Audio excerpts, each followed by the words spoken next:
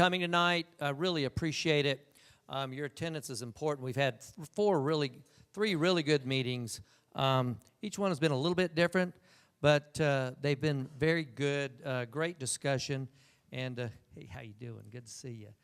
And a lot of good input. And these have been good meetings because people are participating. Just want to say a few things about this. We're going through, I think we're going through some different times. There's a lot of things. We're kind of at some crossroads, and I believe this is a good time for people to come together and talk about what we want to do for our children in LISD. Some things that are bringing us to the crossroads. One of those the most significant is the decrease in funding for public schools, and that's been going on for some time. It's not something that's new, but actually this year, however, we saw the biggest decrease in funding for public schools that we've ever seen. And you may or may not be aware that after the legislature finished their work this summer, they cut funding for Louisville Independent School District by $54 million over a 2-year period. That's a lot of money. That alone, and I think that trend is not going to change. It may not be that drastic in the future, but the trend is not going to change. And since A Nation at Risk was published back in the 80s, what we've seen is a demand for more accountability, and funding has become more and more of a question. As legislators have said, we're going to ask for more accountability. We're going to reduce the funding. We're going to be careful how we spend our money. I think that we're reaching the point that there's not going to be more money available for public schools as long as they keep doing the things that they've been doing over time.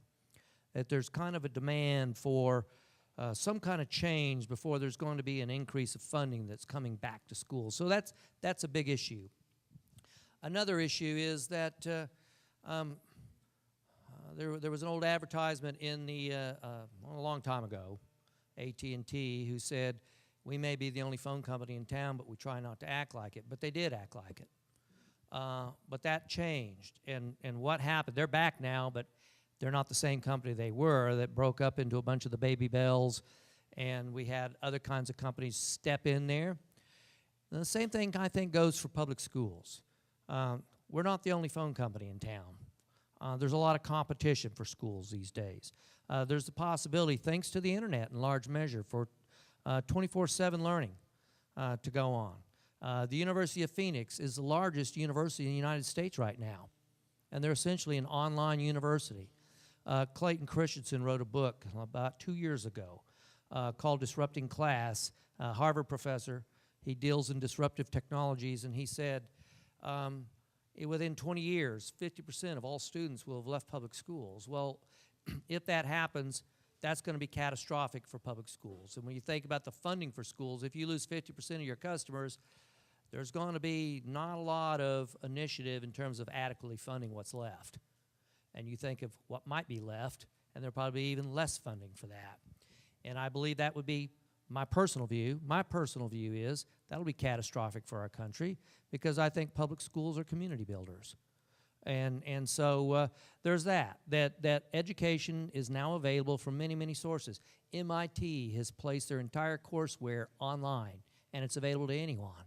You can go home tonight, log on to MIT, and you can see every single course that's taught in that university is available online and for free. You can actually take the class. You can't get a degree, but you could take every class, including interacting with the professors, through MIT open courseware. Technology has changed a lot of things. What I've just been describing here, it's changed the world. It's flattened the world. And now what we have is business conducted 24 hours a day. People who are in finance wake up in the morning to decide to learn what the Asian markets were doing. Fiber networks are essentially free. So there was a gentleman here at the noon meeting who was raised in India. Came over to the United States, got his master's degree in engineering, and runs a software company. He has 4 employees here. He's got 100 employees in India. Now, so he's running his company from here and the other side of the world. He couldn't do that if he didn't have available a fiber network that doesn't cost him anything. So the world has been flattened out. We have a global economy. And the way we live our personal lives, the way we conduct our personal business, the way we conduct our business at work has changed. Shannon may ask you this question, but I'll ask it myself. How many of y'all are carrying a smartphone or an iPad on you in this room right now? Okay, everybody's armed with internet. And so someone said both. Did you hear that? That's probably a trend too. I've been talking this week about a young lady who I met. I've talked to a lot of students since I've been here, but this one was recently, in the last couple of weeks, and she's from Hebron High School, and she's a senior, and her name was Erin, very bright, charming girl. She came to interview me, and we were talking. And a couple things, I asked her a few questions. And I said, Erin, I said, you're a senior? And she goes, yes, I am. And I said, and she's very excited about her future. She's already enrolled in a prestigious school in Baltimore and very excited about her future. And I said, Erin, I said, do you realize that your class is going to be the first graduating class to be born since the World Wide Web was invented? Last year's senior class was the last senior class to graduate, to be born before the World Wide Web. So I said, Erin, the World Wide Web is essentially as old as you are, a 17-year-old girl. And I said, let's talk about what's happened since you were born. The iPod was invented in the early part of this century, the iPod. Then we started doing something called Googling. And who Googles in this room? Anyone Googled? How many times a day? You know, a word that we'd have thought silly, and now it's just a way of life. I said, then there was the iTouch and the iPhone, and then the iPad. So I said, there's so much that's changed in the way we live our lives. And so I said, let's talk about one other thing. People lead the world when they're in their 50s and 60s. I said, Erin, when are you going to be 57? And she said, 2061. And I said, 2061. Well, let's think about this. If we've had this much change inside of your lifetime at the age of 17, what's the world going to look like, Erin, when you're 57 years old? In 2061, I said, how can I, as a superintendent, begin to imagine that world? Yet, I have the responsibility, and I would say to you in this room, we have the responsibility to think about that in a very serious way, because our task is design learning in a way that Erin and the Erins that are enrolled in our school today have a chance to have a hopeful, happy, positive world in which they enjoy living in and raising their family in, and that they feel that they have a good life. That's our task. And yet we face a more difficult challenge in doing that than we have before. So the reason we're here is because I'm not smart enough to think about what that may be.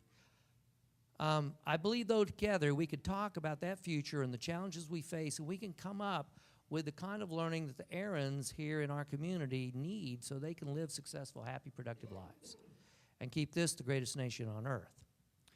One more bit of just trivia talking about change and what's happening. I just read yesterday, and turned over to Shannon. Yesterday morning, I got up and I got on Yahoo News, and I read a story. Maybe some of you saw this. There's been a group of scientists for years trying to break down and isolate and unravel an enzyme related to the HIV virus, and they haven't been able to do it. University of Washington designed a video game, and they got some video gamers to compete, and the goal of the game was to do that. And they started competing each other. They unraveled that enzyme in 10 days. Something that traditional researchers have been trying to do for years and haven't been able to do. You draw your own conclusions about what that means. But to me, it meant there's tremendous new learning opportunities that engage people in problem solving and thinking, and also wanting to learn more that we've never seen before, and is untapped enormous power. So I thank you for coming together. I believe we could be successful, and we could provide a hopeful, optimistic future for our kids. I want to introduce our consultant. Shannon Burke has been a teacher. She's been a long educator. She's assistant principal for a time in Coppell ISD. She's been a consultant for a number of years on education, working across the United States and in the United Kingdom. She's really, really fantastic. And I think the people who have been here this week have enjoyed her leadership. So please give a warm welcome to Shannon Burke. Already this week. This is our fourth one. It's our fourth dialogue that we get to have tonight. So just the ideas that have been coming out from your community are fantastic. And it's my pleasure to be able to be a part of that. So I appreciate that. I want to see who all we have here tonight, and I like to do this just to see what our audience, who our stakeholders are. So if you have kids that are school-age kids, will you raise your hand? Fantastic. Thank you. And will you applaud your neighbors who came out that have kids at home tonight? Or with them? Because you probably have other things you could be doing, maybe even want to be doing, but you are here tonight to visit with us, so we thank you for that. How many of you are here tonight as community members, but you don't have kids in school right now? How many of you in that situation? Wow, yay. Thank you. Let's applaud them. We appreciate you being here too. And that is absolutely necessary, really, for us to have a dialogue that includes not only parents and obviously district employees, but includes people that don't have kids in school, because community members are a vital part of the decision-making progress for a school district. There is less and less local control of schools now, and one of the things I get very excited about is this process where we're able to come together in a community. And I don't live here anymore. I was assistant superintendent at Coppell, and then we have moved to South Texas. I live in Corpus Christi, but I get to travel around the nation and work with those districts that are interested in bringing their community into the decision-making process.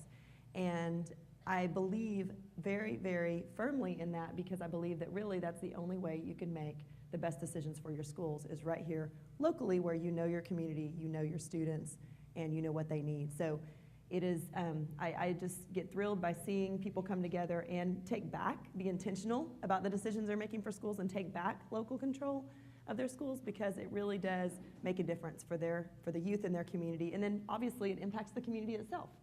The more vital those schools are, students that become contributing citizens and are giving back to their own communities, and then the way that community works in symbiotic relationship with the school district. So thank you for being here. Our agenda tonight is going to be interactive, so I'll be sharing some things with you, but we'll also definitely be having a lot of you speaking to us and hearing your input. That's what it's about. This is about your ideas, really, for schools and for the schools here in LISD. So the first topic we'll address is just what you're hoping for students. So we're going to start, this is kind of a layered process, and the first part is thinking about the context that we're in now and what we hope for students in that context. So we're going to hear about that. Then we're going to go through a little bit of how the context of education has changed over time, where we are kind of in the history of education. It's important for us to establish that as we're thinking about where we go next in education.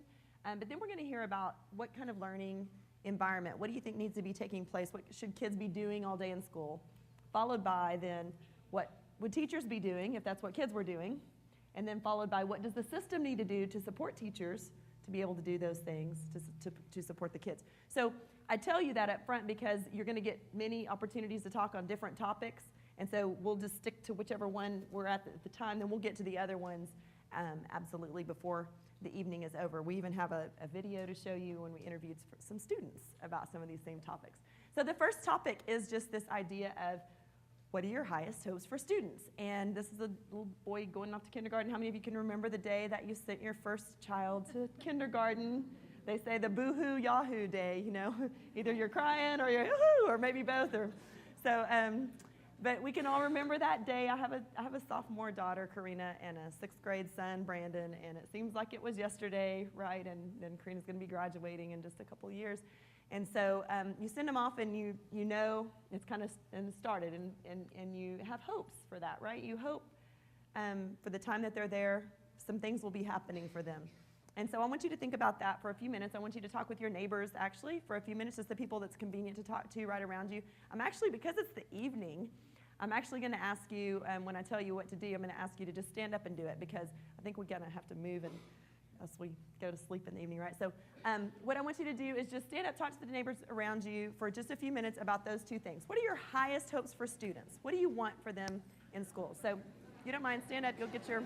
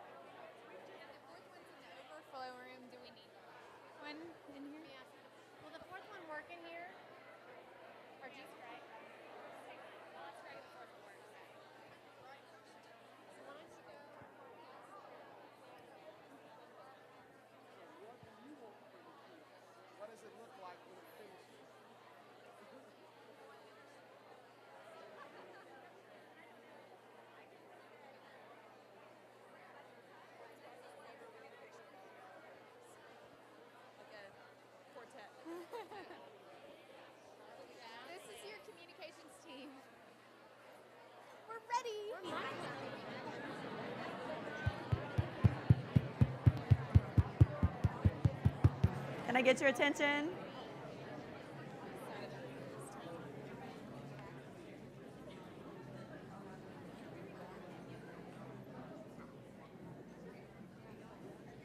Thank you. Thank you very much. So here's the way we're going to work this. We're just going to ask you to raise your hand. We'll bring a microphone to you. We're actually videotaping, and so we're just trying to record answers. Sorry, I shouldn't have said that. No one wants to speak. Well, we want to supply these so that folks that can't show up to one can also view them online. We're going to put them on Friday. And also, by the way, if you're coming to this one, but actually we have some people coming back for seconds. But those of you that don't want to come to all of them, then you can also view the other ones online and see what other people had to say. So I think it's just interesting to hear, and you might be interested to hear what other people have to say. So don't be too shy. But if you don't mind letting us know, we have 4 mics in the room, and we'll just look at her. She's going to do it. Thank you. Thank you. Yes, Hi. perfect.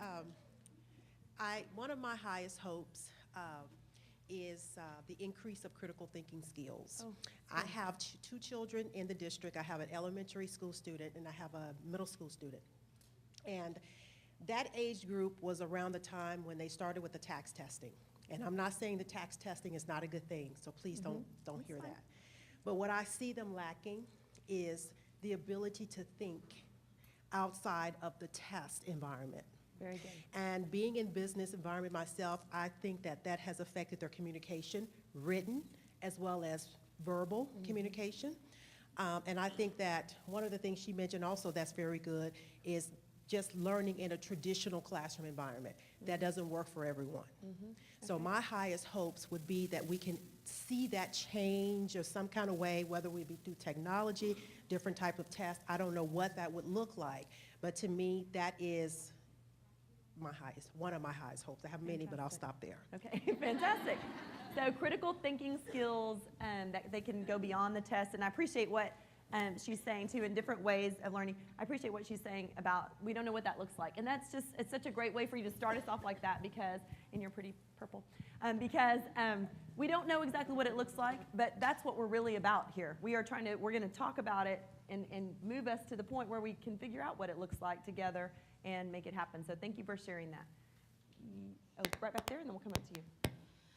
My hopes for my children is to have a high enough education and social interaction skills to be able to be a major contributor to society as a whole.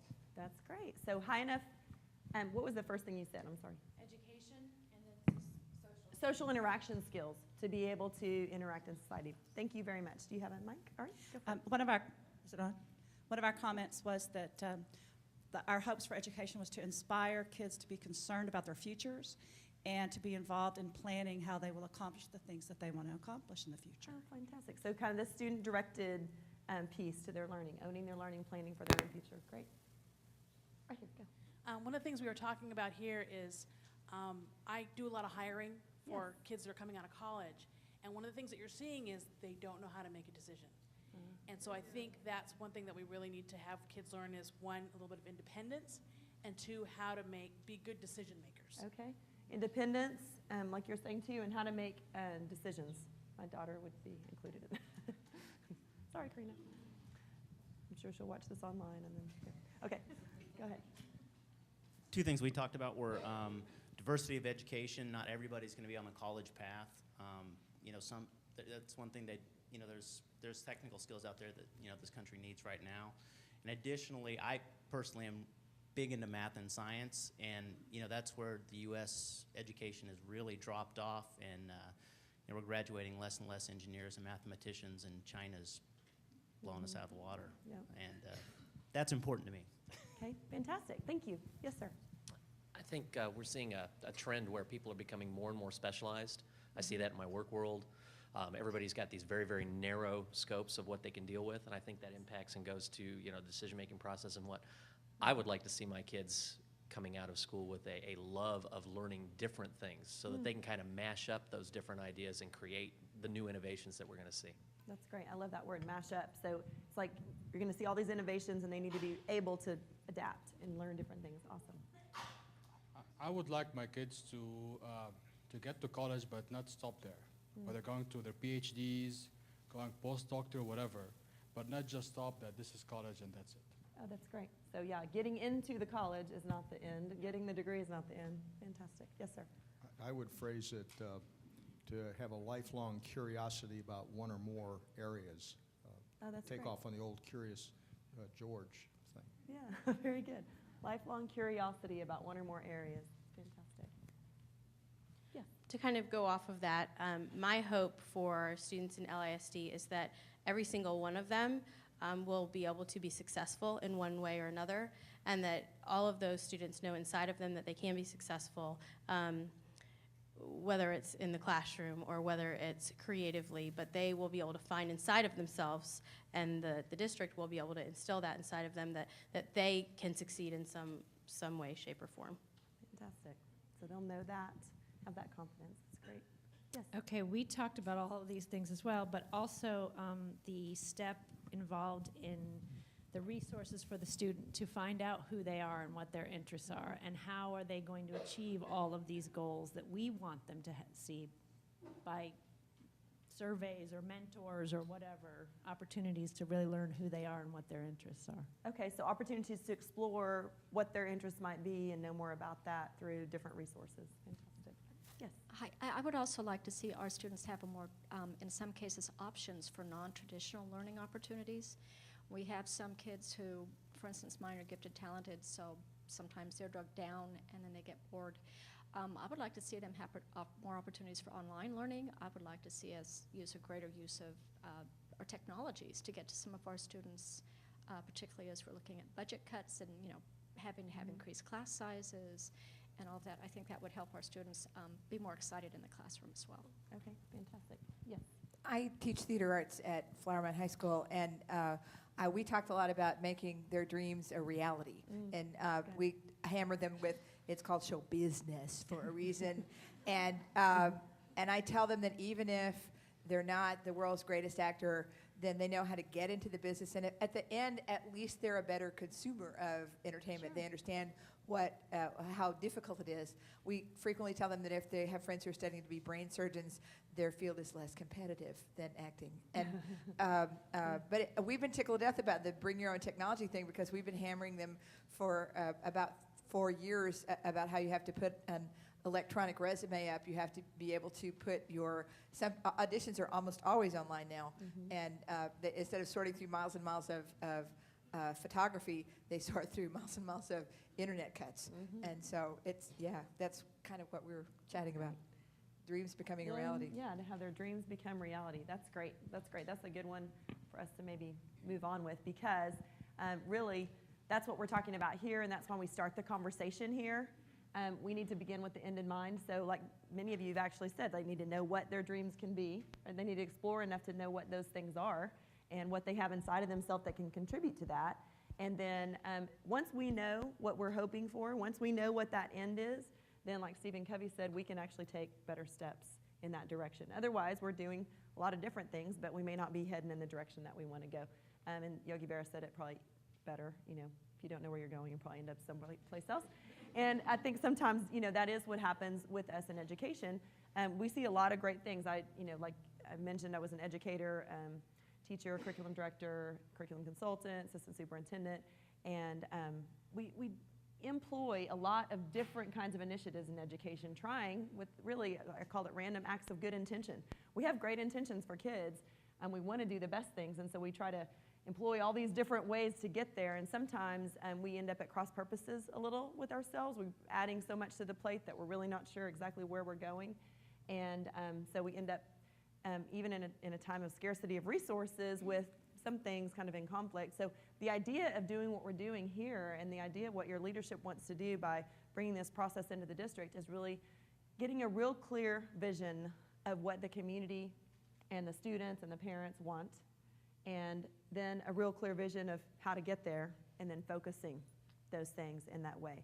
And so part of that is about deciding what new things to do. Part of that is deciding what things to quit doing that you're doing now, so that you have the energy to do some of the new things, and to have that conversation and be collaborative about it and transparent about it and innovative and bring in those new ideas. So the idea is that you can really utilize fully all of your human resources, your time, and obviously your financial resources in a way that lead toward, because like Dr. Wardell said, the funding is shrinking.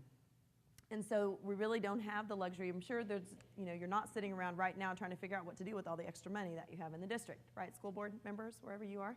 And I'm sure that those of you in the room that may be employees of the district, you're not sitting around half the day wondering what you should do with your time. Everybody's working more than their full share, right? Probably working more than your full share.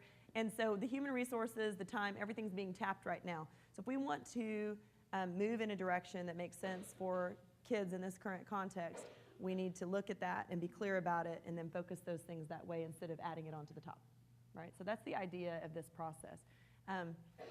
So we have to understand, to do that, we have to really understand the purpose of education in the first place. What is the purpose of education? Why? Why do we go to school? Yeah. I think it's to create kids who can be successful Okay.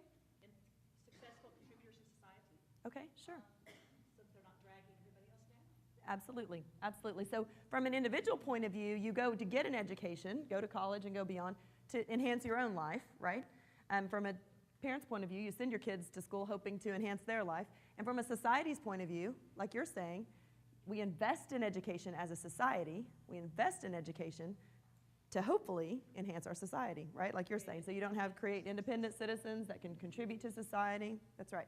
Perpetuate our culture and economy. That's really what most countries, that's why they invest. That's why most societies invest in education. So I have a question for you.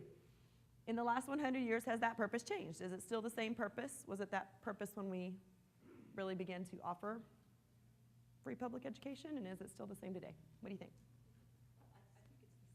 I think it's the same. The purpose is the same. Yeah, so that purpose of enhancing lives, that's right. That's right. You're getting ahead of me. That's right. No, so the purpose is the same. The purpose, we agree that that's the purpose, and it's been that way for a while. Has the context changed?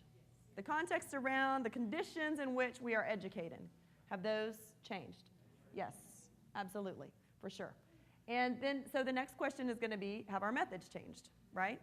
So, we'll talk a little about that, right?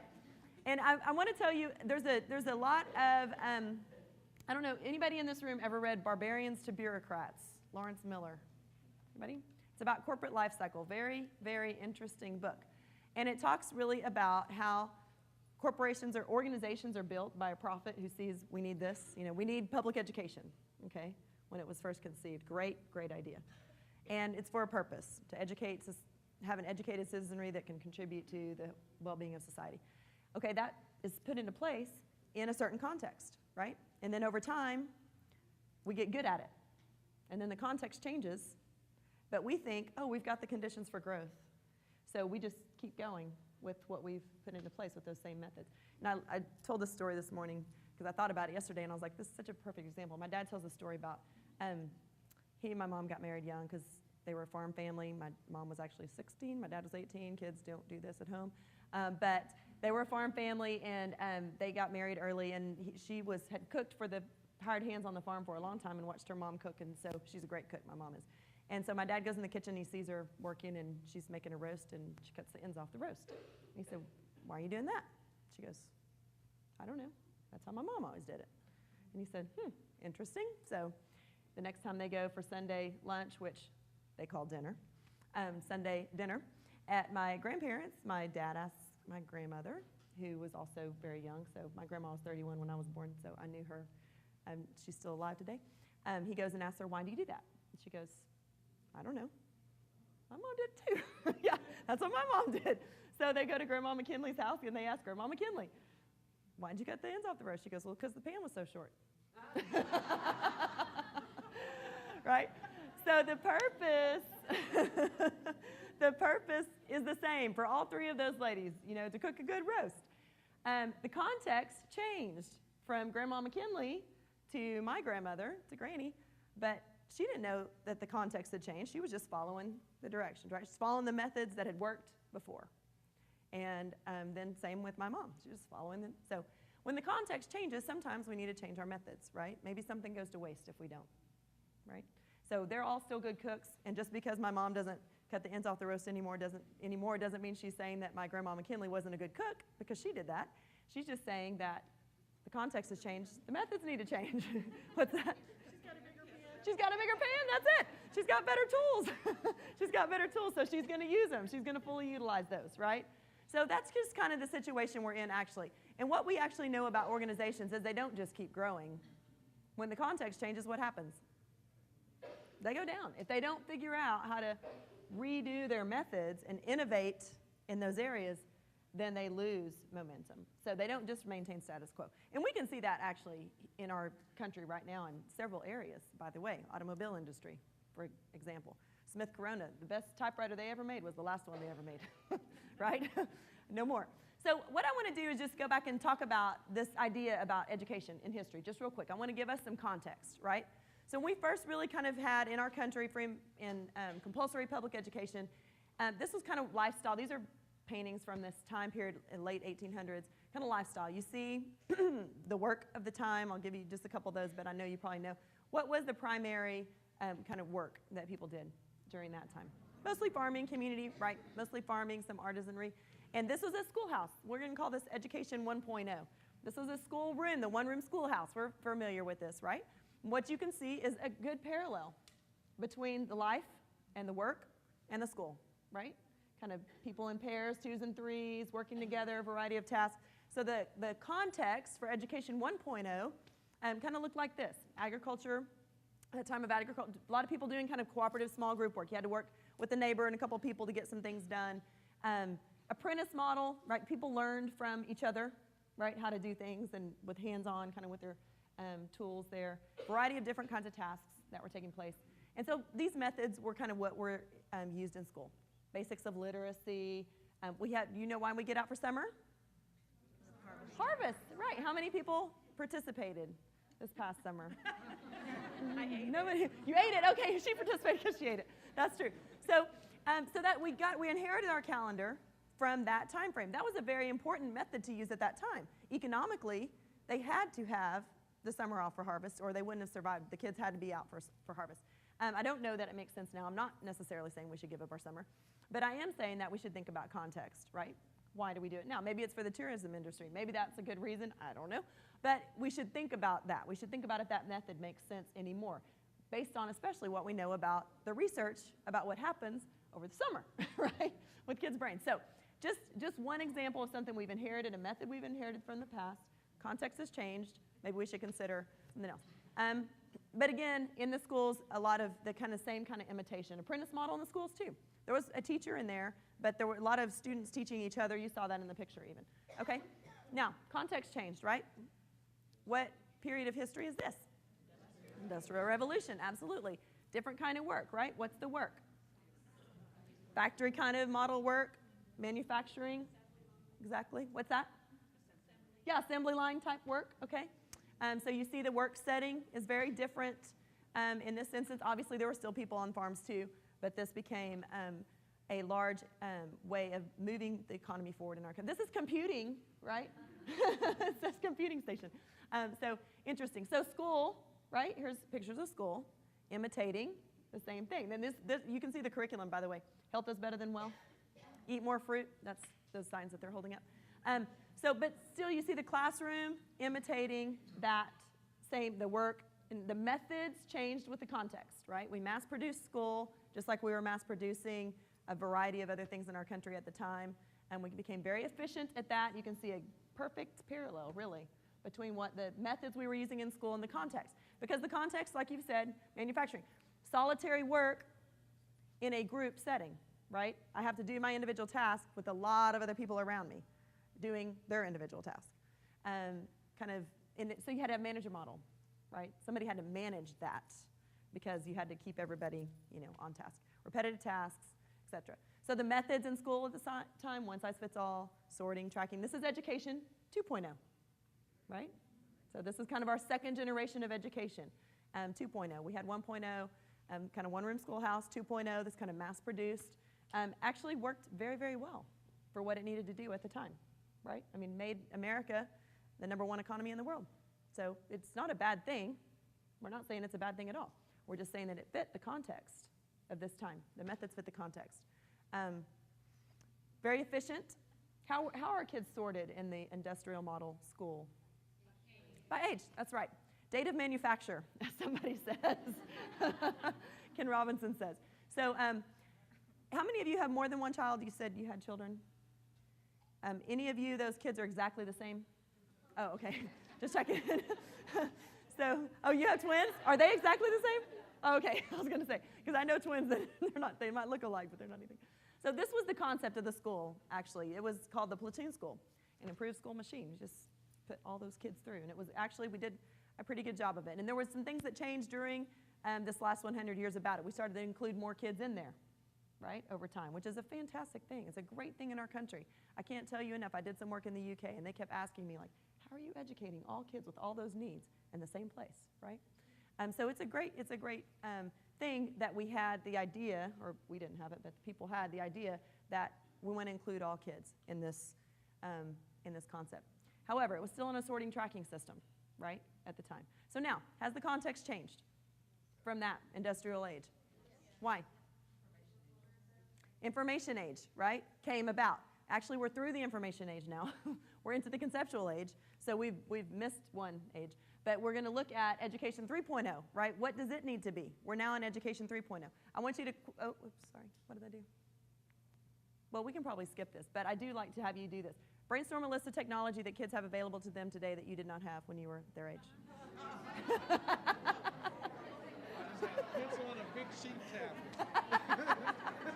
That's good. That's good. I need to have an eraser with them to make mistakes. Hey, that's maybe a good thing. Oh, that's good stuff. That's good stuff. I love those big chiefs. And the big pencil. It's good. It's good.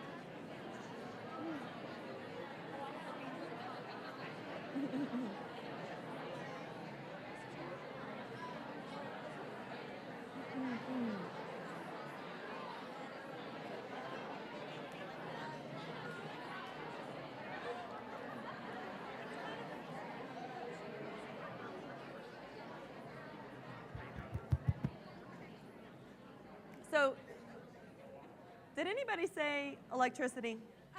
No, I'm just teasing. This gentleman up here said all I had was a Big Chief tablet, right? One of those pencils. So they have a lot of things, right? We laugh because it's so much to think about the difference, and Dr. Waddell actually talked a lot about this at the beginning, about the changes with that, and just how they, my daughter, Karina, when she was about 7, she had to do a project where she had to interview an elder about how their life was different from hers. And so she chose my dad, and so through email, she, because we lived in Dallas at the time, right, that was kind of funny in the first place, but she interviews him. Well, he tells me before he's going to answer the questions, he goes, I'm going to tell her that we had an outhouse. She'll think that's great, which is not true. I told y'all, he's only like 20 years older than me. So I was like, okay. So then she gets out from the email, and she reads everything, and she comes back, and she goes, Mom, you are not going to believe what Doodad said. And I'm going, oh, no. I have to explain to her that he was just joking or whatever. She goes, he didn't have a computer. I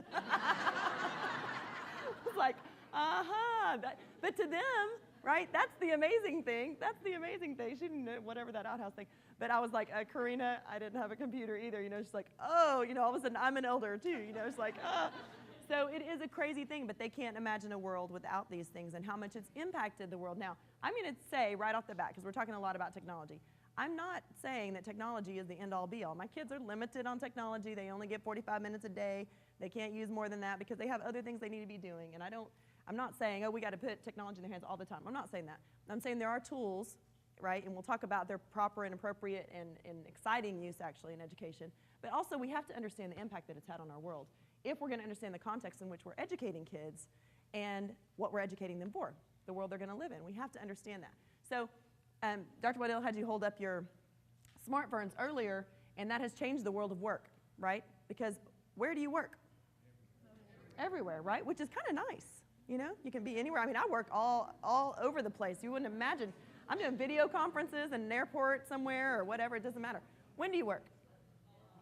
Yeah, that's the bad thing, right? That's the bad part, is you can work all the time. And so it just kind of never off, right? And how are jobs, careers changing as a result? Well, these are old statistics, y'all, but I go ahead and put them up there because in 2001, the U.S. Department of Labor reported that 34-year-olds had changed jobs or companies 9 times. It's crazy. 34 years old, changed companies 9 times. It's like we heard over here, the gentleman said, got to be able to relearn, right? Got to be able to relearn. This is another one that'll scare you if you have kids. That 80% of today's third graders, that was in the year 2000, will be entrepreneurs. You know what it takes to be an entrepreneur? Wow. Capital for one thing. But a lot of the stuff y'all were saying earlier about being self-directed, self-initiated, being good decision makers, being able to direct your own learning, set goals for all that stuff y'all were saying, that's what they're going to need, right? So very important. Also, obviously, we know the market's changed. This gentleman mentioned about the degrees, you know, about 5% of the U.S. degrees right now are in engineering, when about 55% in China are in engineering. And we know that in India, that's a similar statistic, that if the preschoolers in India were a country, they'd be the 4th largest country in the world. So the sorting tracking idea, right, that we had in our Education 2.0 doesn't apply in Education 3.0 because there are more honor students in China than there are students in the U.S. You can't just say, okay, we're only going to worry about, you know, our top kids, right? Every student has to have a quality education, or some people say this will be the first generation of kids to have a reduced quality of life, and we do not want that. So this is the context we're living in, digital natives. How many of you had your child, your student, your child program one of those devices you have with you tonight, right? Or say, can you show me how to use this, right, when you get your new phone? They get it, right? They totally get it. They don't need the manual or anything, right? They just speak, they're immersed in it. They have the language down. We also are living in a time, the context is, there's a population explosion, 7 billion people inhabiting a planet that not very long ago, 1 billion people inhabited. So it's changing our environmental challenges that we're facing. So these are some other things, problems. People talked about creative problem solving, critical thinking. Some of the things, the context in which we're educating our students in this idea of the global village in a time when, you know, social networking can help to oust governments is a pretty crazy thing that no one would have predicted. But this is the kind of global village and the connections that we're living in. And then, of course, that creates a volatile economy. So there's, you know, there really is some seriousness to some of the things some people were saying earlier about we want them to be able to be viable in the marketplace. When work can go to the worker anywhere in the world, and they're competing with all of the people all over the world for a job that they can be satisfied with and happy with and thrive, then it is important. So these are some authors that are writing about those kinds of things. So this is the context of the workplace that we're talking about. There's the difference in the computing, right? This is like the lined up computing, and this is the way we're using them now, kind of different. And then this specialization that we heard from a gentleman already, we see some of that, specialized technical skills, even on the assembly line. What happened to the jobs on the assembly line that were there before?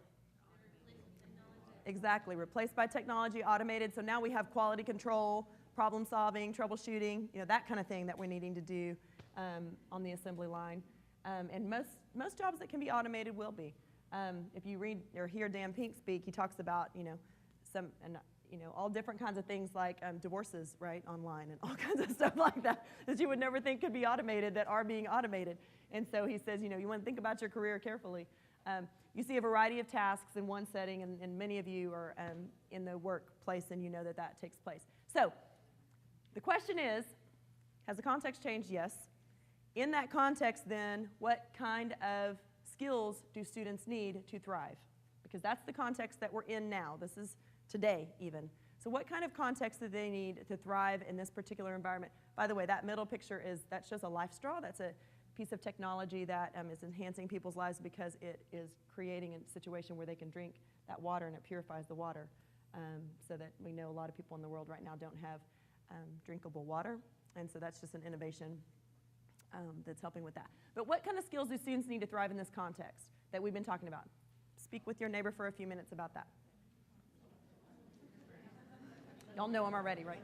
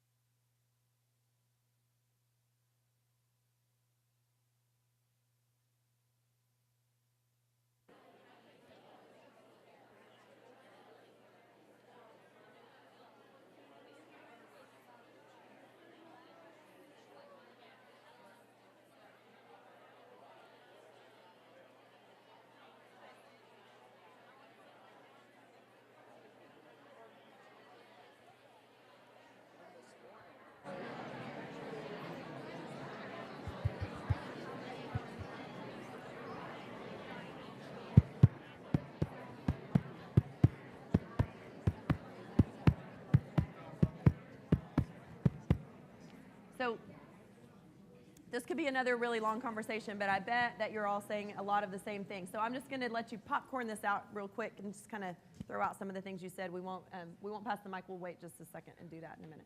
So go ahead, whatever you said. Work collaboratively. They need to be able to work together. Social skills to be able to work collaboratively and not kill each other. What? Okay, outside of the box thinking. You know, on the same note as collaborative, why maybe putting destination imagination inside the classroom instead of on the outside? Yeah. Okay. Okay, and we'll get to specific things in the schools that we can do. Okay, we'll get to methods in just a minute. But what skills are you saying that would help students with? Back to collaborative. Okay, being collaborative. Okay, great. Yes?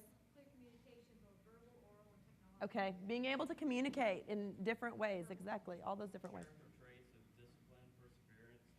Absolutely, absolutely. We've seen lots of reasons why we need ethical decision makers recently in our country. It's impacting all of us.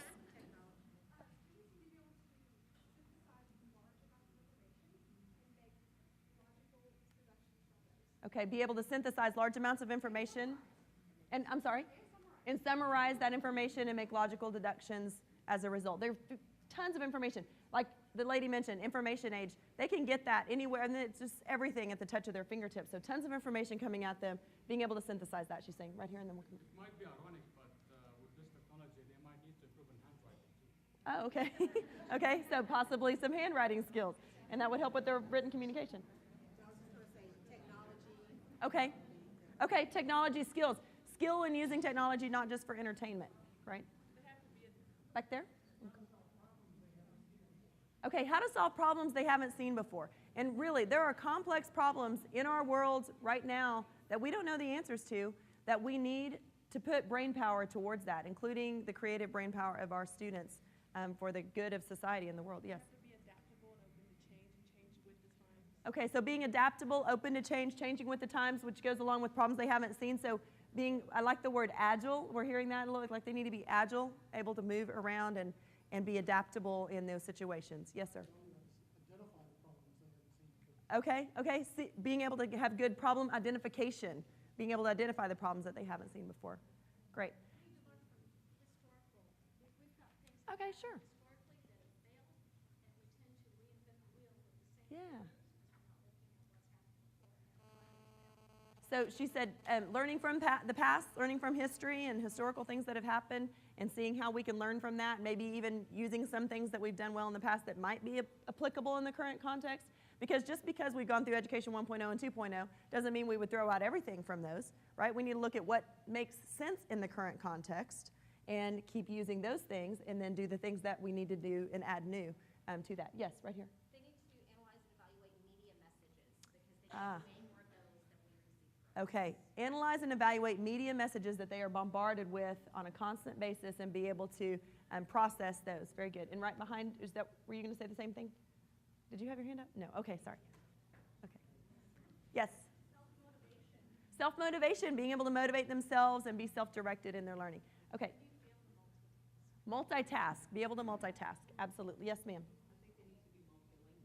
Okay, be multilingual. Have different languages that they can draw on in this global village that we're talking about. Yes, ma'am. And know how to ask good questions. As we're talking about looking at new problems, identifying problems, trying to solve those things, and critically think, being able to ask great questions. That's fantastic.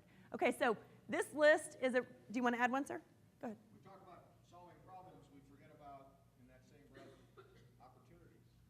Seeing opportunities. Look for opportunities. Oh, that's so good, because in every problem there is an opportunity. There's a potential opportunity. Yeah, absolutely. Looking for those opportunities that are available.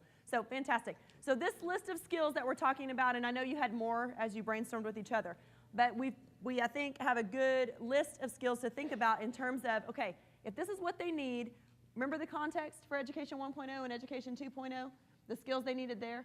That's our list, okay? That's our list. It's not up here, but in your mind you know, okay, that's the context. These are the things that they need, so what methods do we need to use, right? That's our next step here, is what methods do we need to use? This is where we are in the classroom right now, right? Do you see that still really is pretty much like, I could probably ask you to draw your high school classroom right? And you would all draw a very similar picture. One time, actually, I was working with a huge high school, 250 teachers, and we were doing training, and I divided them up by the year they graduated high school, so like the decade they graduated high school. So we had people that graduated in the 50s, 60s, 70s, 80s, 90s, and 2000s in the room. It was huge, and they were all divided up. And so I said, in your small groups, I want everybody take a big piece of paper, draw your high school classroom, and we're going to come up and present them. Ha ha! And it was so funny because they all stood up with their high school classroom, and they're all exactly the same. So, but this is kind of fits really the context and methods of what we saw earlier, right? In the manager model kind of classroom. So here's what we want to think about now. With those skills in mind that we just talked about, let's start thinking about what is Education 3.0? What does it look like? What does it look like? And that means what are kids doing every day, right? What are kids doing every day that will help them acquire, possess these skills that you've been talking about here? What are they doing every day in school? So what are your ideas? With your neighbor, 2 minutes, and then we'll share out.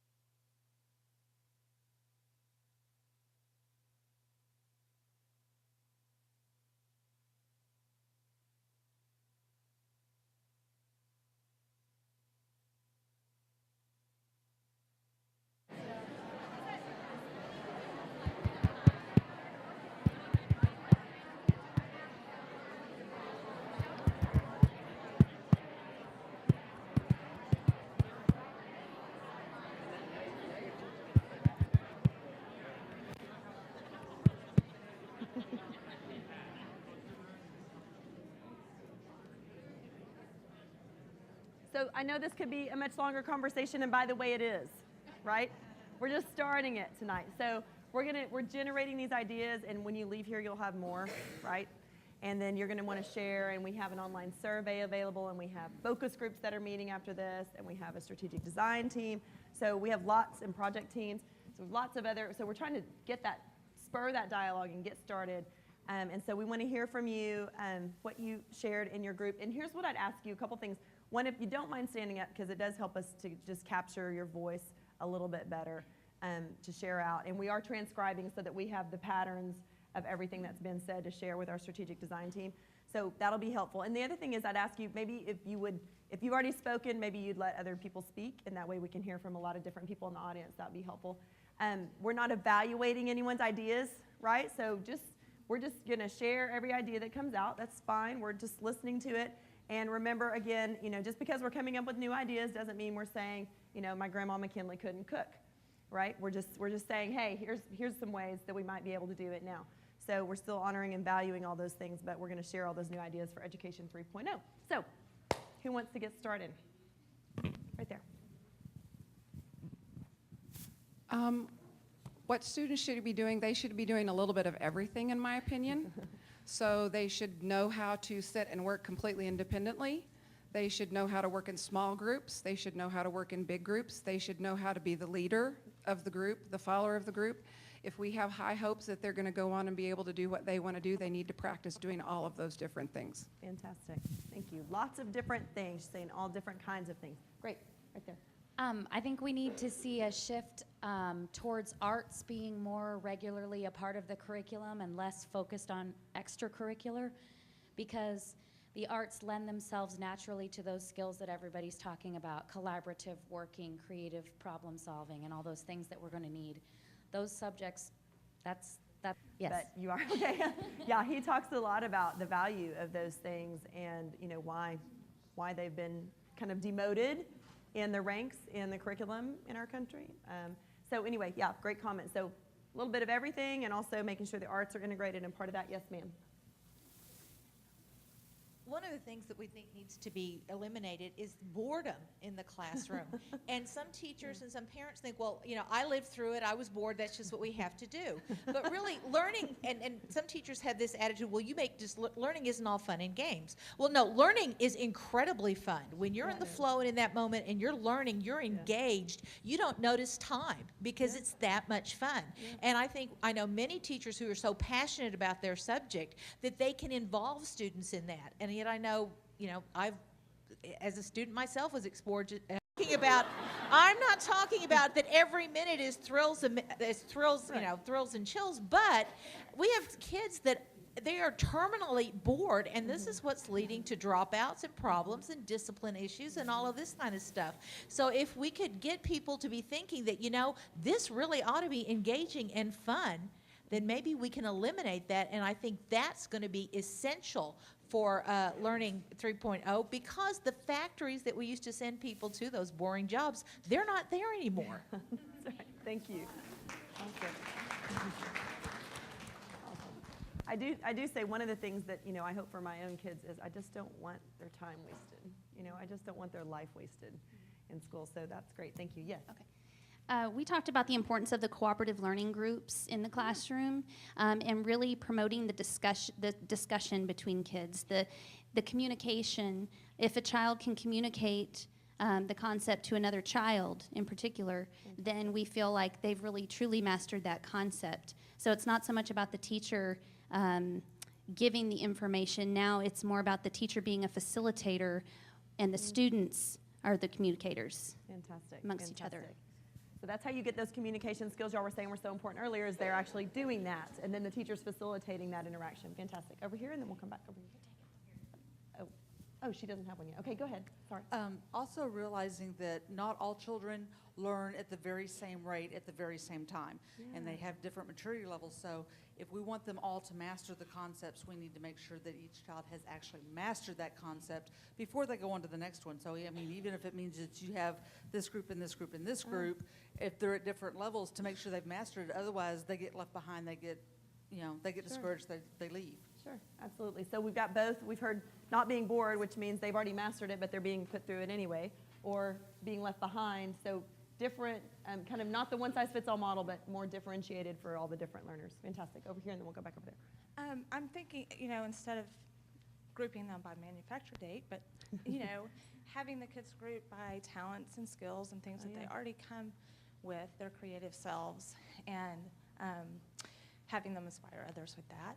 And then hopefully they'll see their own weaknesses that they need to improve on and be self-motivated to learn. But I think as teachers, I know when my first year of teaching, which I teach music, but my first year of teaching, my goal was, if I'm ever bored with when I'm teaching, then I need to reevaluate. I need to always be creative in my teaching so that my kids then learn how to be creative as well. So I think we have to model by asking people, going to different communities, finding answers, and really moving you away from your computer to find a problem that intrigues you as a student, and then finding solutions to it to help you grow and in a way that's very different from just the basics, this subject, learning that we do now.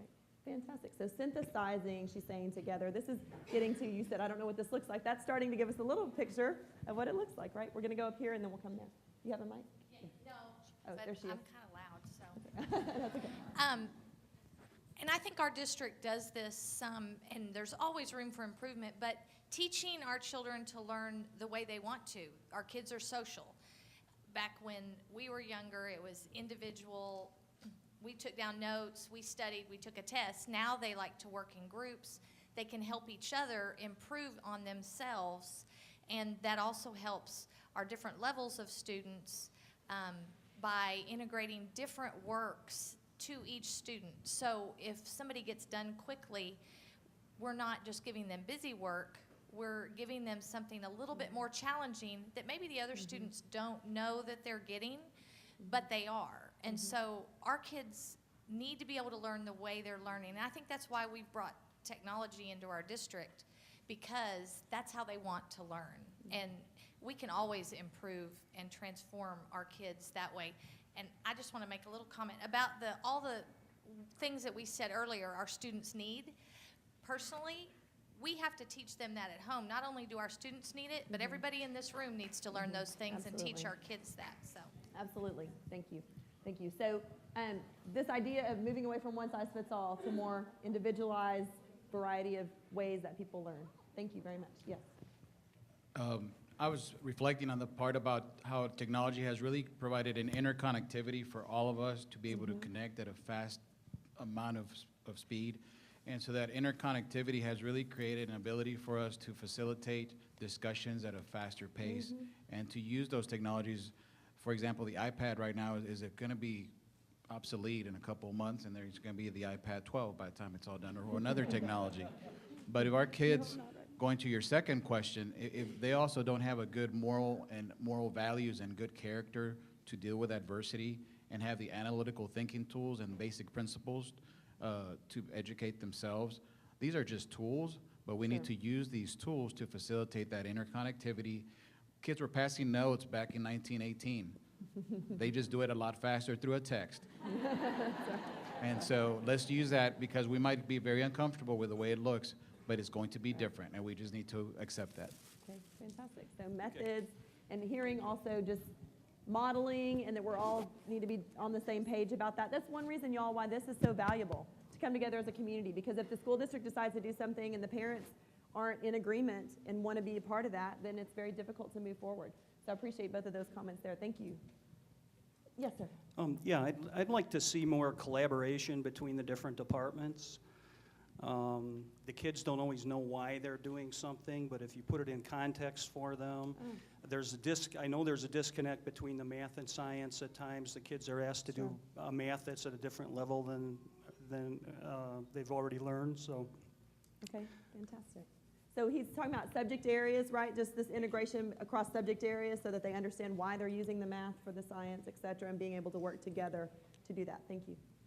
Just to piggyback on what he just said, and to also talk about, someone spoke about assessment earlier, and you mentioned practical life assessment.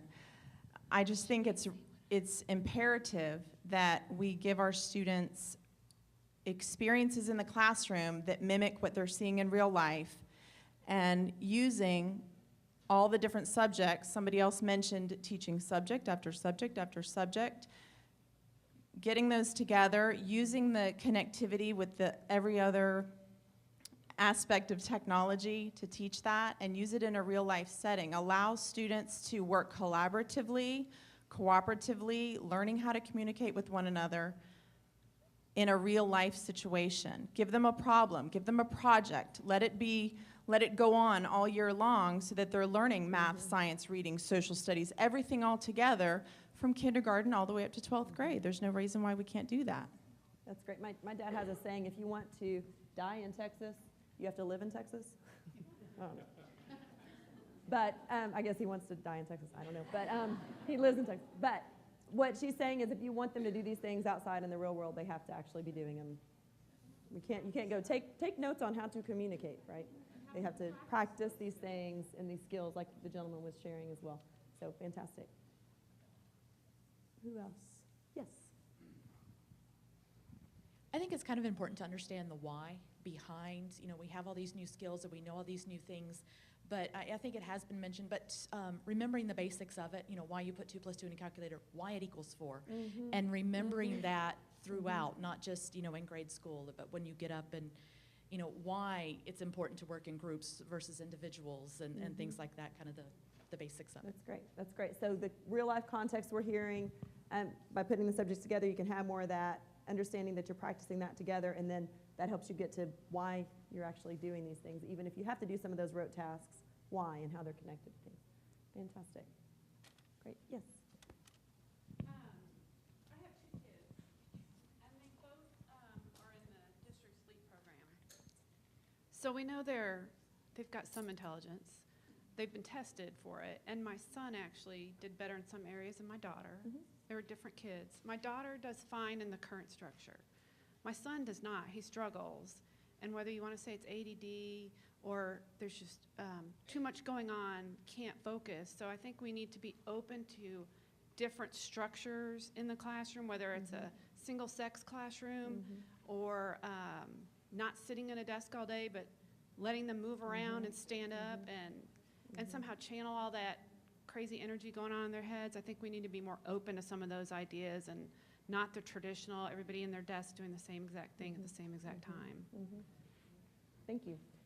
Thank you. I don't know if y'all are familiar with Ken Robinson, but he has a great RSA Animate video out on YouTube that I would suggest that you watch, because he talks actually about the epidemic of ADD and what we now see as far as why maybe that's taking place, and what's happening as far as kids having to sit in seats, and it's a pretty sobering thing to watch. So I suggest you watch it, but I appreciate what you're bringing up. Just different students, again, different kids with different needs, and that setting that we were looking at maybe not working for all of them.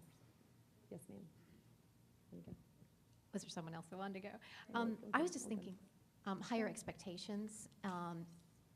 When my daughter first came into first grade, she and some of the other children were tested, and their reading was already at the end of first grade, but they were only allowed to work within first grade. And I know that's a curriculum thing, and I understand that there has to be some sort of bureaucratic system, and I don't mean in any, I hate to be critical, but it seemed to constrain her learning ability that year. And of course you can supplement at home, but the majority of her day in life is spent at school. So if there's any way our district could really see if our expectations could be raised, and if, I don't know that we need to do much differentiation, but it's so hard for teachers just to do the basics. Differentiation is very hard to translate. So I don't know how to raise the expectations, but I know some of the technology that's been integrated, it's helpful, but I think also it's too easy. I'd much rather my daughter get B's and C's and learn more than get A's and think that she knows everything. Because when we get to middle school, pre-AP is going to, I've heard, people straight A's 100% on the text. They qualify for pre-AP in 6th grade. They're doing 2 years at once, and they're just dying. So someone mentioned curriculum across, that elementary is going to prepare them for middle is going to prepare them for high school is going to prepare them for the real world. It's a lot to ask, but higher expectations starting in the beginning. Okay. So in individualizing, going back to like figuring out where they are and being able to move from there and challenge them. Fantastic. Back here, and then we'll come up here. Yes. Definitely what she said about having more challenging curriculum. I'd like it too. It seems like the education from the textbooks is really dull and flat. And it doesn't really produce the kind of children that can think. And the best ways I've been able to produce that in my own children is to have them read challenging books above their level and have them narrate back to me while they're reading a lot, so that I can tell in oral that they're getting what they're reading. And for instance, my 6th grader was in all pre-AP classes last year, and I'm homeschooling him this year, just mostly for fun. I think the school systems are great here, and I have 5 other kids, so they're fine, they're great. But anyway, the first thing he said the first week was, "Mom, where's all my worksheets? Where are all my worksheets?" And I'm doing more of like a living book-based curriculum where most, like if we're learning geography, he's reading a book about the Brendan voyage that happened way back in 500 AD. And so he's going to those places in his mind as he reads these great books. And there's not as much emphasis on great books and great men and great ideas. And I think that's why they're not coming up with them anymore. For instance, like you showed a lot of pictures of the 1800 schoolrooms. And one of the things that I've noticed in those schoolrooms is that there was usually always a picture of George Washington and Abraham Lincoln. Yeah. And now whenever I go to school, I see "Got Milk" everywhere I go. And I'm just, what's the difference? There's a difference in the education. So if we could just go back and take the things that were good back then, and it would be nice. I hope I don't offend anyone, but I would like to bring back prayer.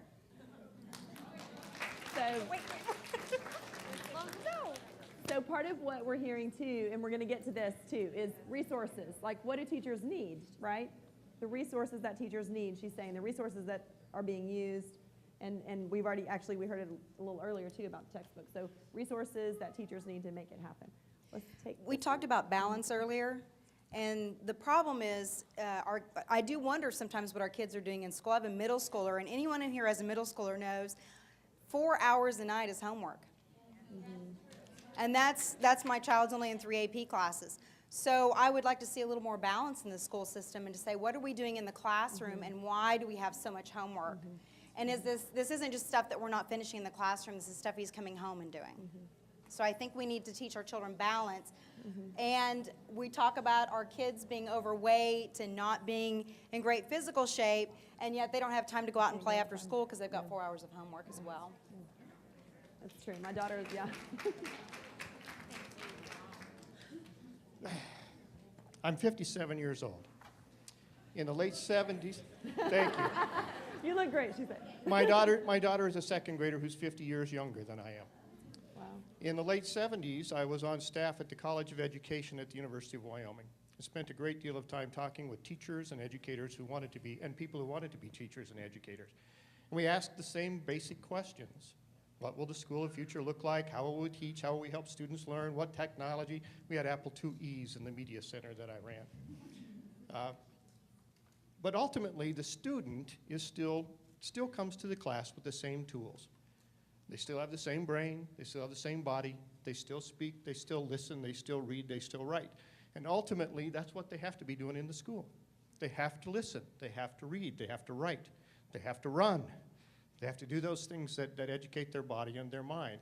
And what we do with technology, what we do with the books, what we do with the video devices, the computers, all of those things ultimately have to be in support of the tools that the child has available. We still can't cut their heads open and pour the knowledge in. We have to be able to help them to learn to do the things that we as humans do every day. And the temptation, and I'm a technologist, the temptation is to believe that technology will solve our problem. Right. If we get the right software or the right computer or the right combination of video games, we can teach what we can't teach. Students will learn what they won't learn. We have to be cognizant of the fact that they still bring the same tools. And if you think we thought in the 70s, students won't really need to read that much. They're going to see it on video. It's going to be presented to them every day in some video format. You still don't have a video stop sign. You still have to talk to one another. And the biggest problem that you have with technology is people who use it to try to get around what they really needed to know to begin with. So when you ask what students should be doing in school, they should be reading and writing and listening and growing.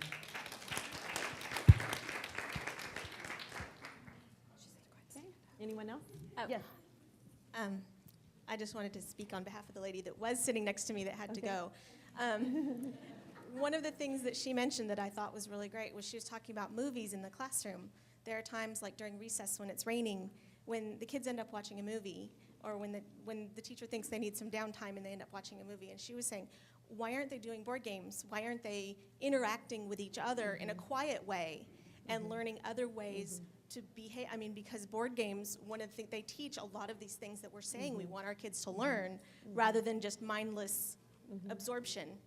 And so I just thought she had a great thing that I wanted to add. Thank you. So we're also hearing, and this has been a theme, of how you balance. How do you use technology tools in an appropriate way and still have them actually doing things like interacting and all of those kind of things that are appropriate too. One of the things, there's an interesting book called Windows on the Future that was published in 2000, and in this book, Ian Jukes and Ted McCann, they talked about education in the future. They made some predictions, and this was in the year 2000, and this was before smartphones. But they made the prediction, and it was interesting to read at that time, because we were reading at that time, we were like, wow, that students would be able to have some personal device that they would have with them that would let them have access to resources and things like that. And when they were able to have that available, then teachers could really spend a lot more time, rather than just giving them information, digging deeper into content, going deeper, having class discussion, having more meaningful discussion, doing the kinds of reading, writing, speaking, listening, having these interactions and communications more, because they would have that stuff, available to them in some place. So it's interesting to read that book now, because it's true at this point. So yeah, let's take this last one. I'm a kindergarten teacher, so that might give you a little background on this. But I think kind of what maybe, in my opinion, we're missing a little bit about the question is, I think they should be having fun. I don't know. I mean, I teach kindergarten. I had a parent come up to me one time, and she was like, I'm so upset. My kid comes home every day, says he doesn't ever do math. And I was like, well, that's great, because we do math every day. Right. And You he don't want him to thinks think he's that. playing, and he thinks Right. he's having fun. Right. So, Right. I mean, I think, across curriculum and across grade levels, Yep. that's really what's important, is that they're having a good time. Very good, very good. Yeah, you want to trick them. You don't want them to think there. Okay, yes, here? Just real quickly, at first I want to say you all are very smart. There's a lot of really wonderful things being said. Second of all, I wanted to say, absolutely, I have an early childhood degree and an elementary ed degree, and when I went to get my first job, I said, and I went to teach in a K-12 school. The biggest thing, as I said, I wanted to bring my early childhood background into upper elementary background, and those middle school teachers and high school teachers were saying the same thing. It's about joy, it's about curiosity, it's about active participation in your learning and full sensory. And so I just wanted to say I'd love to see a lot more trying different approaches within your teaching. I know my kids go to schools where they have some teachers that work a lot with workshop type methods, and other teachers that try and do much more project-based, and other just being so that teachers feel like they have more opportunities to create a learning environment in which kids have a lot of different ways in which they can prove their learning. And I also wanted to say that integrating throughout the disciplines, I believe, is essential. I moved here 5 years ago from a different state. I taught in a school that was designed in expeditionary learning design, which is across the country. I think there's only one that has now moved into Texas. But it's a design that is not all perfect, absolutely, but a design that has a lot of what you are all talking about today. I'd love to see LISD look into it. Thank you. And like you said, oh, yes. I was just going to say one thing just to kind of sum this up. First of all, I've got an 8th grader and a 5th grader, and we've been in LISD from the beginning. We're blessed. This is a fabulous place.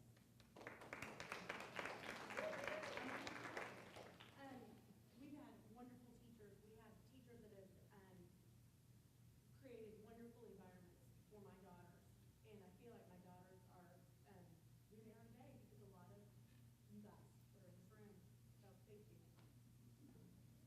Thank you. So lots of, like the lady said, lots of fantastic ideas, and it's so great to hear you guys come together and think through all of the different things that you can do, some of the things you're already seeing and some of the things that are already being done, and then building on those kind of things. So great ideas that are being shared. And we don't know, I think somebody said, I don't know how to do it all. I think you said that, and that's exactly right. We don't know yet. We do have some models. We do have some things. One of the things I did want to share with you is one of the benefits of the time that we're living in, and it's one of the things that excites me a lot about having the conversation about education right now, is we do have actually quite a bit of great brain research, and we do know a lot more than we ever have, about how students learn. There's a lot of good resources that can help us when we start to do why and how. I mean, when we start to do the how of this, we're talking about the why now, but the how of this, there's a lot of great resources out there to help us. And so I wanted to give you a couple of those, and of course this will all be online and available for you too, but great resources to really capture and address a lot of the things that you were talking about that we want to do. There are a lot of You're not the only ones thinking like that. There's some other people thinking like that and have some research to show some ways to go forward with that. So in this particular environment, now, what is the role of the teacher? Some of you alluded to that already, but the things that we're talking about, what is the role of the teacher? Some of you are in this role already.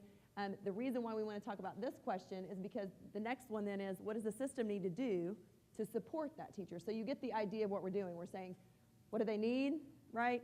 Okay, if that's what they need, what skills do they need? Then if that's what they need, what do they need to be doing in school? If that's what they're doing, then what are teachers doing and what is that role? And then we get to the point of, okay, so how do the leaders help the teachers fulfill that role? What resources they need, et cetera, to do that? That's the question I want you to discuss for just a few minutes. Let's take 2 minutes again with the folks around you to generate some ideas, and then we'll share it.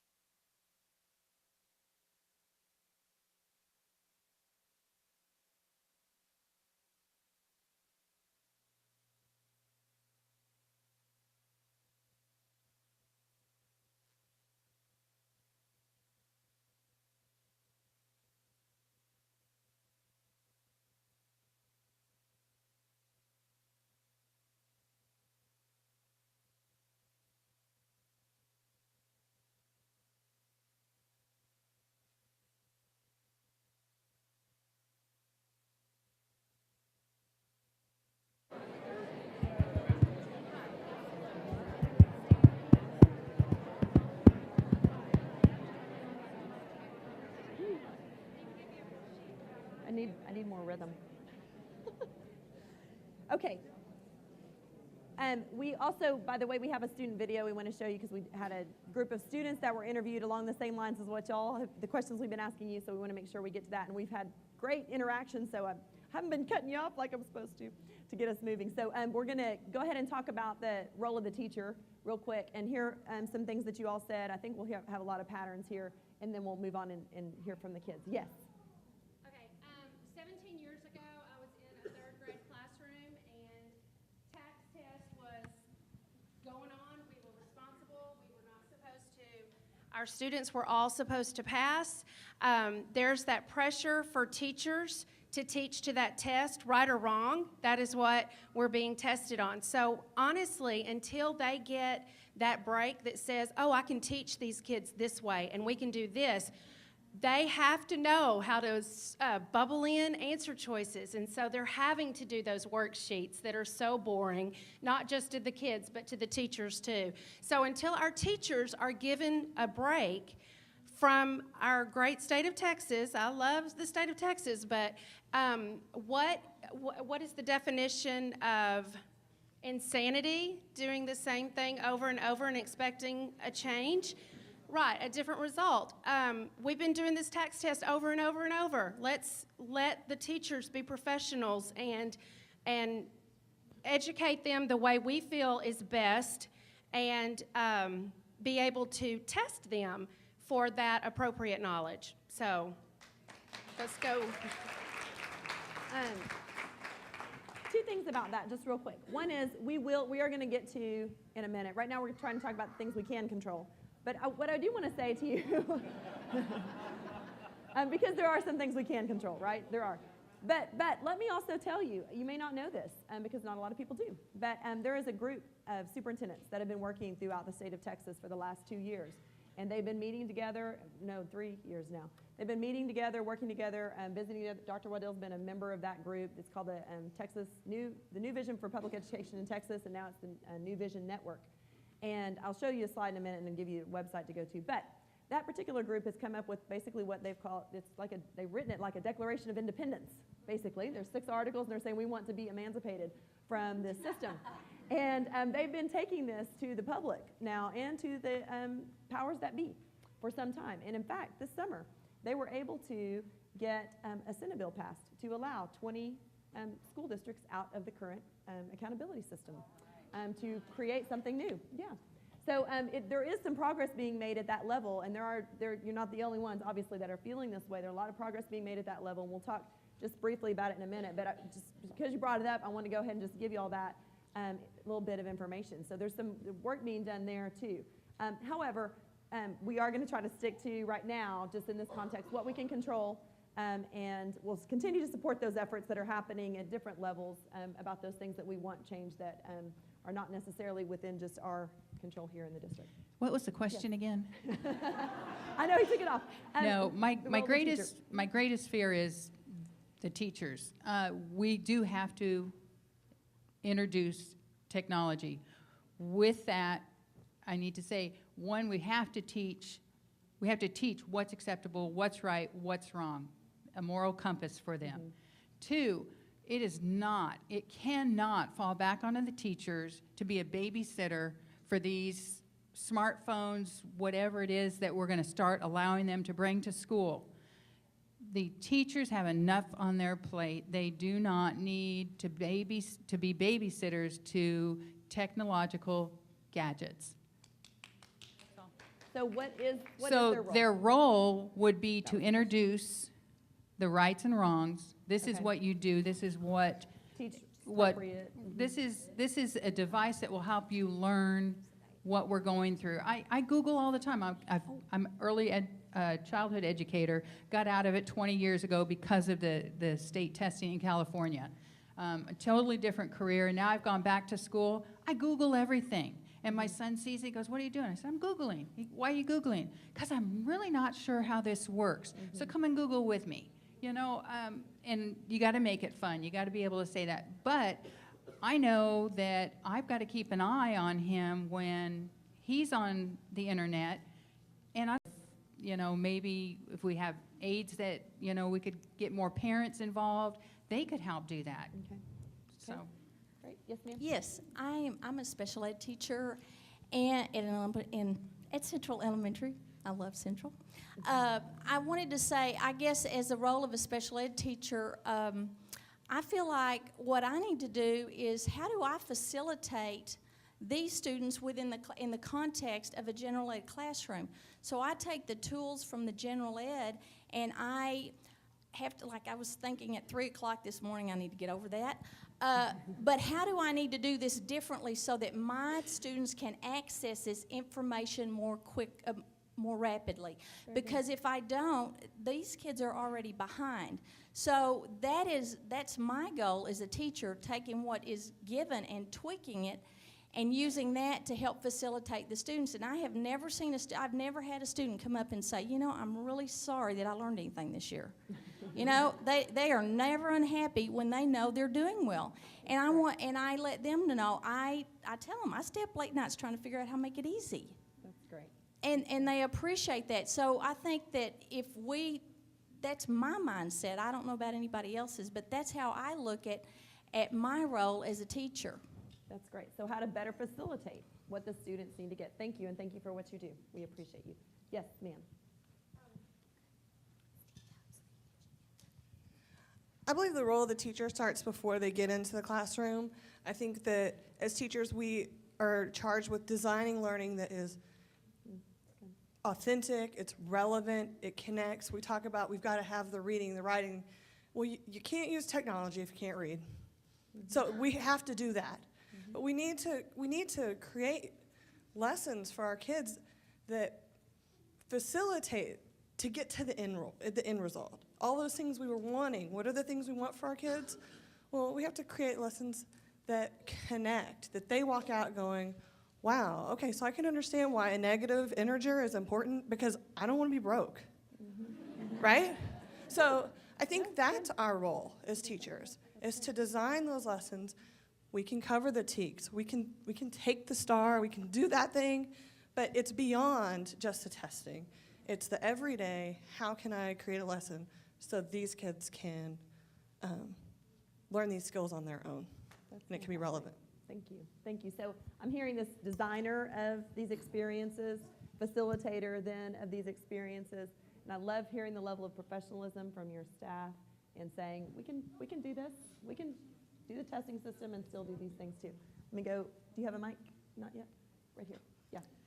In our home, we communicate to our daughters that the role of a teacher is they are a leader, and that there should be respect for the teacher, and if there's an issue that our children have, they should talk to the teacher about it, communicate with the teacher, and as parents, we are to partner with that leader, and we are very, very passionate about that at our house. Fantastic. Thank you. So partnering together. Very good.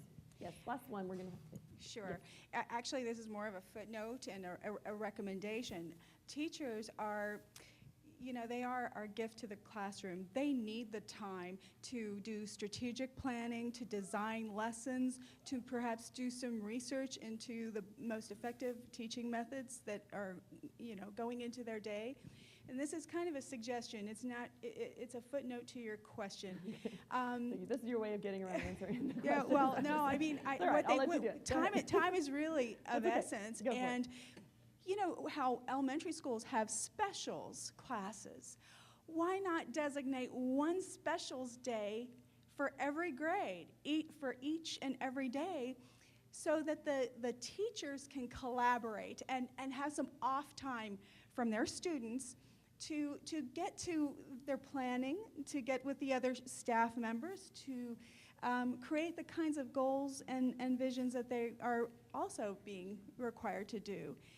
And I think you could really reduce a lot of those extra time outside the classroom that teachers have to, you know, put out.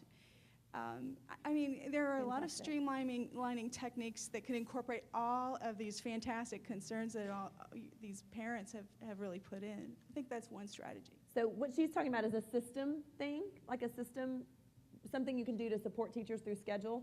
And that's something I don't think we're going to get to today unless you want to stay over. But is this conversation about, but it's so important too, is these system fixes, things that need to happen to the system to allow the things that y'all have been talking about to take place. And I'm seeing, yes, go, that's all right. That's all right. I know that you're saying that it's not the teacher's role to monitor the phones, but a lot of parents didn't really get a choice with the whole new technology thing. And so it's just kind of been, we just have to accept that this is the direction, and I totally get that this is the direction that we're, you know, our kids are going with technology. I agree 100% with that. What I don't understand is, like, when you have a junior high boy, I have 3 boys, and you send him to school with a phone, and you tell them they can't play games, Facebook, they can't text. I mean, we have a drinking age, and we tell people, you know, that, and, you know, you can't drink unless you're 18 because of the fact that we know kids can't make good decisions. I'm not, I mean, I told my children, do not play games, do not do this, do not do that. But they have study halls, and that 1 hour of the study hall class, they are told that they're supposed to study, and they're playing games. And that's Okay, so that's getting to, again, right? Right. So that's getting to a system issue too. That's getting to a system change, more than the role of teacher. So I'm hearing what you're saying. Right. Right.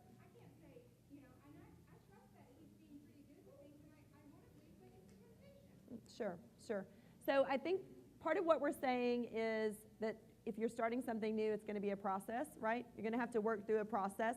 I don't know, I'm hearing it, but I'm not in the district, so I don't know all about this, but there's a process anytime you start something new of learning how it's going to work best over time.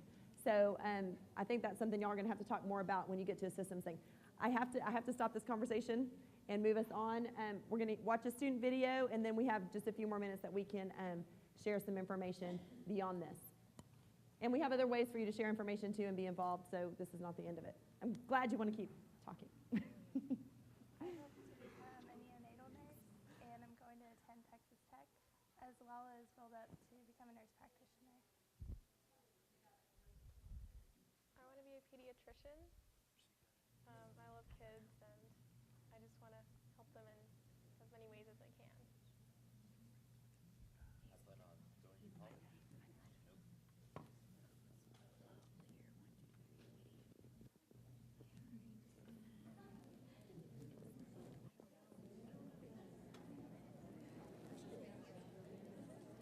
What's that? Making us really good listeners. So everybody for a minute. No, it's okay. Oh, thank you. Okay. Thank you. Really good conversation. Great ideas. as well as build up to become a nurse. Scrap it right now. Cutting it. I want to be a pediatrician. Mm. I love kids. Should we just cut it? I just want to help them and Miss, what did you mean? I plan on going to college, and then I have no clue what I'm doing after that. I want to be an engineer, or at least something in the math and science fields. I think that teaching needs to be more hands. I hope to become a neonatal nurse, and I'm going to attend Texas Tech, as well as build up to become a nurse practitioner. I want to be a pediatrician. I love kids, and I just want to help them in as many ways as I can. I plan on going to college, and then I have no clue what I'm doing after that. I want to be an engineer, or at least something in the math and science fields. I think that teaching needs to be more hands-on with the students. And as like technology is like more incorporated, we need to have like hands-on learning, like practical applications for stuff we learn. Because like in math and science especially, it's really challenging for me because I'm like an English person. But like when we can apply math and science to things in daily life and like how things actually work in the world, it really like connects it and it makes it stick better in my brain. So like I think teachers need to use more technology and like practical applications to really connect the students to what they're learning and help them like utilize information. I think the new bring your own technology thing is a step in the right direction, because if you're like a doctor and you don't know what a word is, you're gonna be like, let me find my textbook. You're just gonna get your phone out and search the word, you know? So in real life, it's not put your phone away, put your laptop away. You can use all your resources. So being able to use our resources helps us to learn better and learn on our own, which helps me best. I think the teachers need to be more updated on technology, because though they may know math and science and whatever better than us, we can work an iPhone and iPad better than they will ever know how. So if they were more up to date with their technology and knowing how we could use ours, we would be able to use it better, and they would be able to teach us with it so we could utilize it to its full potential. And if we could put like textbooks onto the iPad and maybe put a barcode on it, and they could check one out and take it home and have the textbook app on it, like have textbooks on it, it'd be a faster way to learn, and we wouldn't have to worry about like the 4 books that we have to bring home and then turn back in later in the year. So that would be a better way to organize stuff and get it more into the future. I mean, like school web, there has been times when that web page cannot be shown. I'm a visual learner, personally. I like when teachers give us like graphic organizers and things that I can, have a picture associated with a bunch of words, not necessarily just reading text out of a textbook. I think it's very important to engage your students in everyday instruction, because you don't just want them to be sitting in the desk and be handed 6 worksheets that have to be completed, and then that's your class time. The teacher should be, actually teaching like up in the front and, doing activities, group activities, stuff to remember the information more than just, here's your worksheets. It's going to be like this every day and very routine. We need like a little bit of different stuff to do. You don't want to go into a classroom and just be like, like a scary noise comes up like dun dun dun, like you're going into a classroom. But I think it should be comfortable, and group tables like for discussions and stuff should be available instead of so much individual learning, because like I said before, you can learn a lot better in groups. So. Like engaging the students in a class discussion or something, because class discussions really help me as well as visual and audio and group work and lab work and science and stuff. I think it's important for teachers to help build a mutual respect between the students and the teacher, as well as just amongst the students in general. It's just kind of, all right, I can do the math here, but like what is this? And I got an AP test in May, so really trying to understand what's going on before we move on to the next thing. So being able to work in an actual lab with the materials that we're learning about, hands-on with my peers, and just being able to comfortably talk about it with the teacher and other students really helps me. That goes along with the hands-on thing. It's just kind of being able to really see it. I think if, more outside world hands-on activity.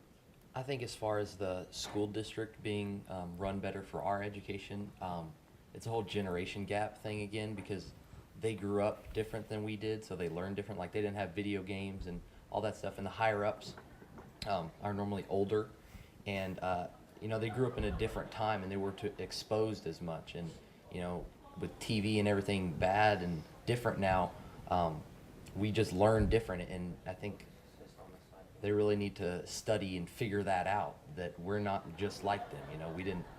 We didn't go out and play when we were bored when we were little. We played video games, so it's a generation thing. I think that if something gets removed, there should always be something to replace it, and reasoning as to why it benefits us in a better way. I think so, because we're doing all of these information sessions and all of these things to try to change the future. I think definitely in 10 years it's going to be maybe almost the total opposite, and we're gonna hope that we were in that environment rather than how we are now, I guess.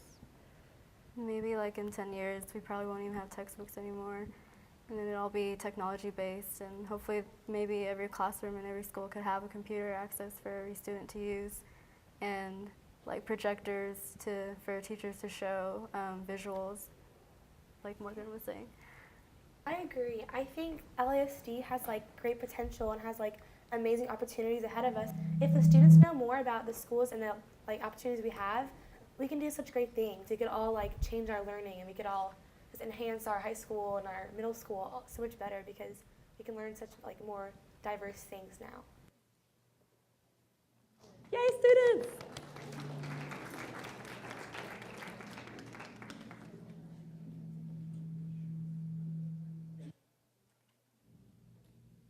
Can I turn on? Okay. So they just,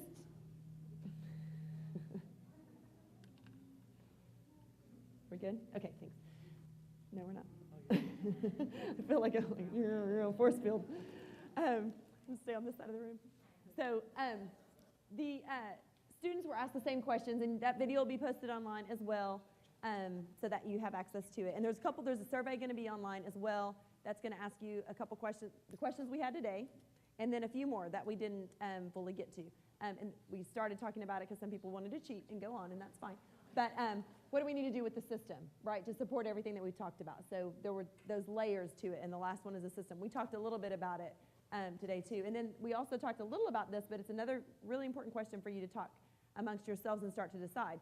How do we measure school effectiveness? We know, we heard today already from all of you, that the way we're currently measuring it is not sufficient, at the very least, right? I like this quote: bureaucrats tend to focus on performance that fits the system without asking if it's the right performance. So that's folks that are deciding how we are going to be tested, making those decisions. And so we want to be thoughtful, right, about how we're measuring and the kind of information we're giving out. So that's part of it. So we have this opportunity that is fantastic in front of you. I want to applaud the leadership of the room for just a minute for inviting you to take advantage of this opportunity, because they could go away in a room, y'all, right? Yeah, thank you. There are people that contact me that say, can you, we know what we want to do, but can you just help us get community buy-in? And I'm like, no, because I don't do that.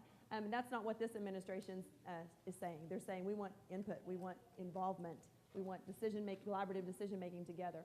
So I won't work for those clients that would go away in a room and do it on their own, but they do have the right to do that, right?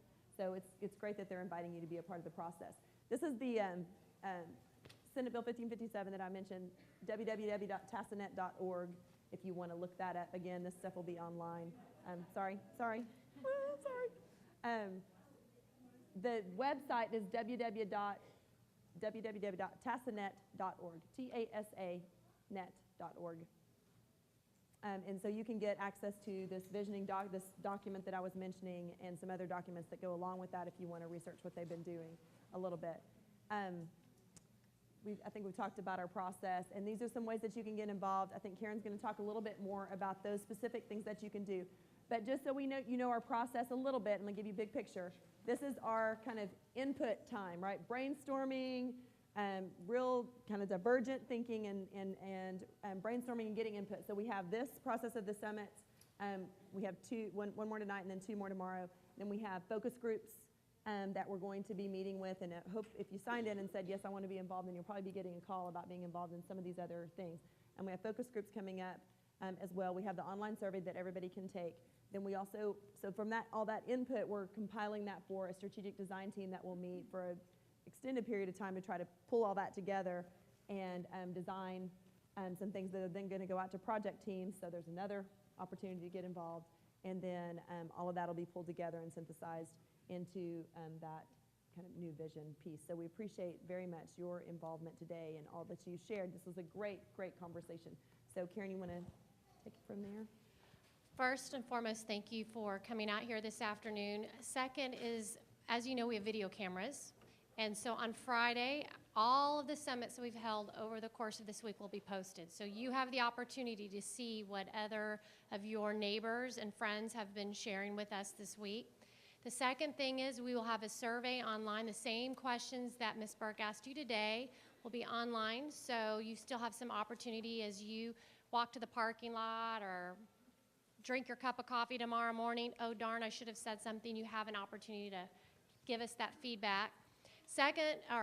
Third is I really encourage you when you leave here today to think about the one thing that really resonated with you and share that with a friend and a neighbor through email. We have another summit tonight. We have 2 more tomorrow. As we've said, this is going to be a transparent, open community engagement process, so it does not stop with you today. And I also hope you go out and visit with your friends, go to dinner with somebody this weekend, because the opportunity to go out, spend money in the economy, right? And local, right? And talk about this, because the conversation does not stop here. It is ongoing, and as you can see, we have lots of things moving forward. The other thing is you're more than welcome to email me any feedback that you have, info@lisd.net or Karen Permetti. My email is all online. Please feel free to do that as well. Before you leave, Dr. Waddell would like to say a couple of words, but those who may have parked and blocked people, please be cognizant of that after Dr. Waddell has finished his closing remarks. I just want to thank you again for coming out. I hope you enjoyed this process, and thank you for taking the time. We had a real lively discussion in here. I think the education of our children ought to provoke discussion, and so that's highly appreciated. I have to say that couldn't help saying that given a point that was made a little earlier, you might enjoy this little piece of trivia about the district, that we actually do have somebody. He's one of our wonderful theater teachers at one of our high schools in the district, has award-winning theater groups, was the personal assistant for Billy Joel for 6 years.